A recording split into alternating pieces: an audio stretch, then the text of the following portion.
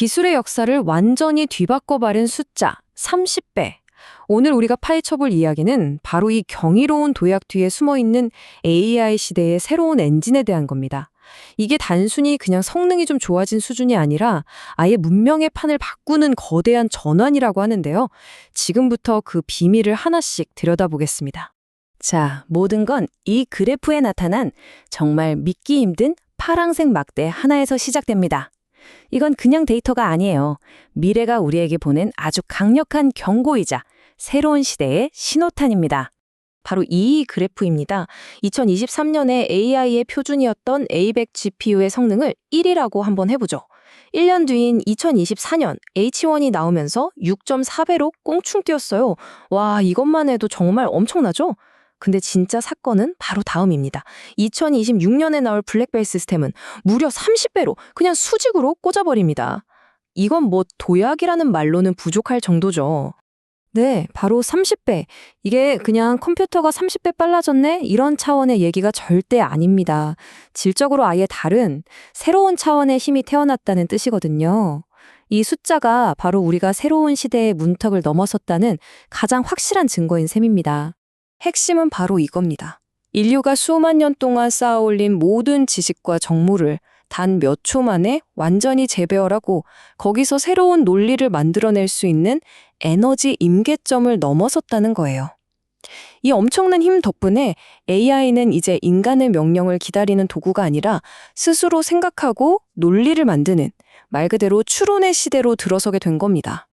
아니 그럼 대체 이 어마어마한 에너지는 뭘까요? 이제 이 혁명을 가능하게 만든 새로운 권력, 새로운 통화, 바로 컴퓨트 파워에 대해 알아볼 차례입니다. 우리가 보통 컴퓨터가 빨라졌다고 하잖아요. 근데 이제 그 개념을 완전히 버리셔야 합니다. 컴퓨터가 내 책상 위에 있는 기계 한 대를 말하는 거라면 컴퓨트는 데이터 센터 안에서 수십만 개의 칩이 마치 하나의 거대한 뇌처럼 연결돼서 뿜어내는 총체적인 지능 에너지 그 자체를 말합니다. 바이올린 한 대가 아니라 오케스트라 전체의 연주인 거죠. 이 새로운 힘을 재는 단위가 있어요.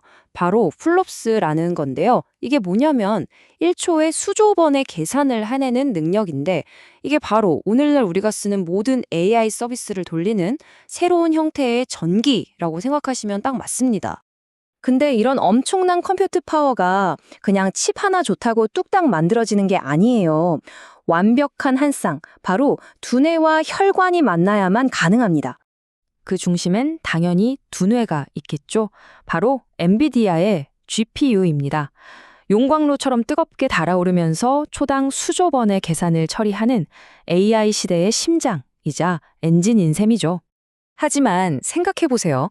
아무리 천재적인 두뇌라도 피가 안 통하면 그냥 멈춰버리잖아요?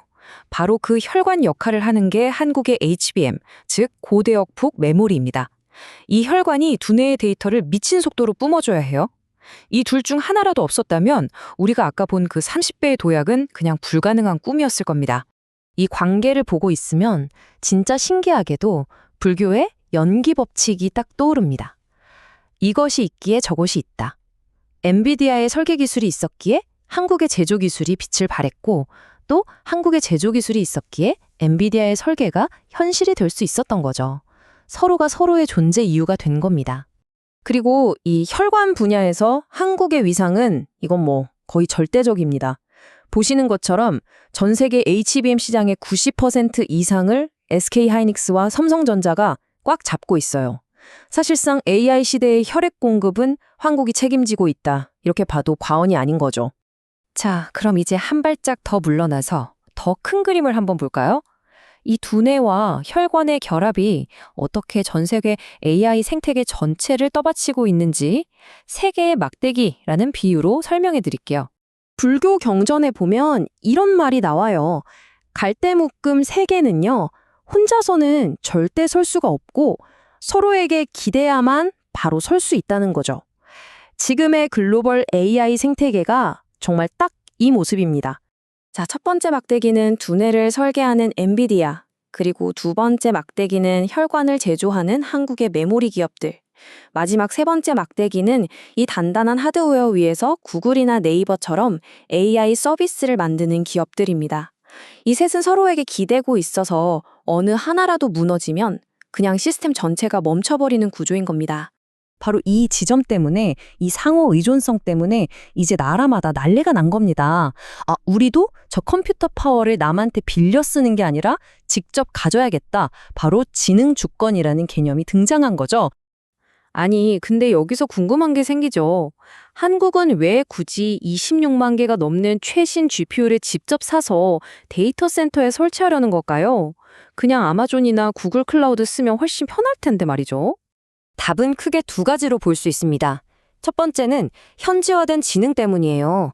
예를 들어 한국의 역사나 복잡한 문화적 맥락 같은 건 우리 땅에 있는 우리 데이터로 직접 학습시켜야 제대로 된 결과가 나오거든요. 그리고 두 번째 이유는 연구개발의 선순환 구도를 만들기 위해서입니다.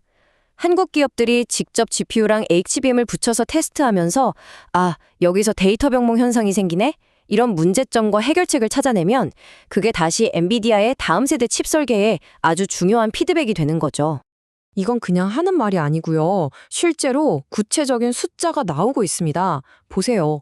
국가 AI 센터부터 시작해서 네이버, 삼성, SK, 현대차까지 2026년까지 무려 26만 개가 넘는 최신 GPU를 확보하려는 국가적인 프로젝트가 이미 돌아가고 있는 겁니다.